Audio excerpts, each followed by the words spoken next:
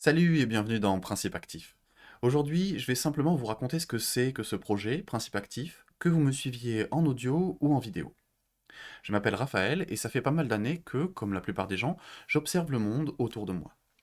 Et il y a plein de choses super cool dans notre monde, mais j'ai aussi l'impression de voir beaucoup de choses qui vont mal. On peut être témoin d'exploitation humaine, de violences de toutes sortes, d'injustices, de logiques de pouvoir, ou bien avoir peur des conséquences du dérèglement climatique ou de la perte de la biodiversité. Et j'ai remarqué un truc qui me fait carrément flipper. Ce truc, c'est que même si on voit plein de choses qui vont mal, j'ai vraiment l'impression que la plupart des gens, ils n'essayent pas de faire activement du mal autour d'eux. Je veux dire, la plupart des gens, de leur point de vue, ils font de leur mieux en fait. J'ai jamais rencontré personne qui avait comme but maléfique de détruire l'humanité, ou qui assumait publiquement de profiter de l'exploitation de milliers de personnes du tiers-monde, ni des gens qui disent que leur but c'est de surveiller la population pour en faire des esclaves. Je sais pas si j'arrive bien à m'exprimer, à bien l'expliquer, mais ce que je veux dire c'est que même des gens qui ont beaucoup de pouvoir et qui font du mal autour d'eux, bah, je suis persuadé qu'ils sont de bonne foi.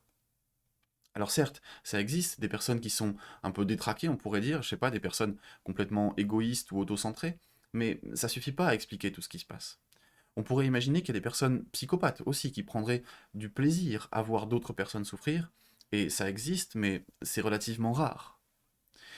Et donc je me pose depuis longtemps cette question, pourquoi tant de choses vont mal alors que la plupart des gens font de leur mieux? J'ai été vraiment obsédé par cette question et j'ai pas mal creusé et je suis assez content parce que j'ai pu trouver un petit paquet de concepts relativement accessibles qui donnent quelques éléments de réponse. Et là où je suis content, c'est que ces concepts, ils sont vraiment quotidiens.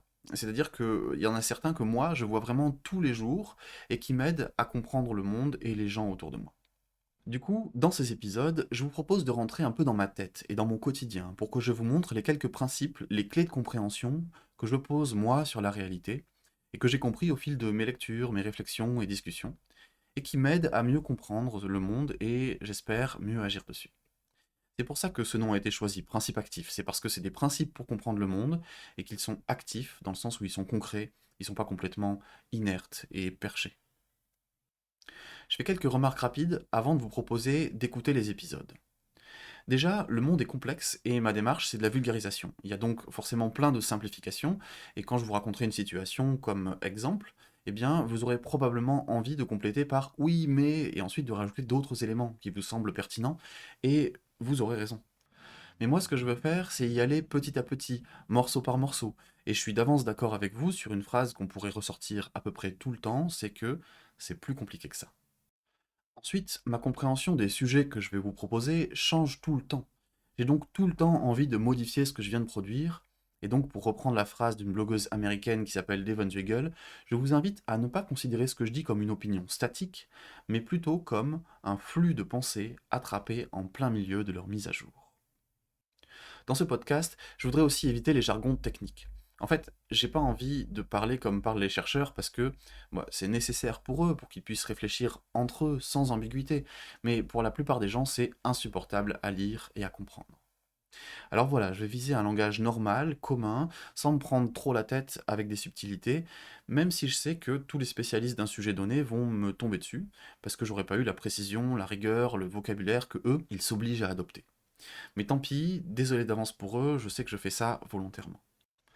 Enfin, c'est important pour moi de rendre les connaissances accessibles à un maximum de monde. Donc je vais diffuser tous mes contenus sous une licence CC0, c'est-à-dire proche du domaine public, c'est-à-dire que vous pouvez réutiliser, modifier, partager tous mes contenus autant que vous le voulez, sans avoir même besoin de me citer. Les scripts des vidéos seront accessibles en commentaire sur un Google Doc, et vous êtes invité à proposer des modifications. Et si un script est suffisamment mis à jour, eh bien je le réenregistrerai. Sur ce, merci pour votre attention et bonne découverte des épisodes à venir.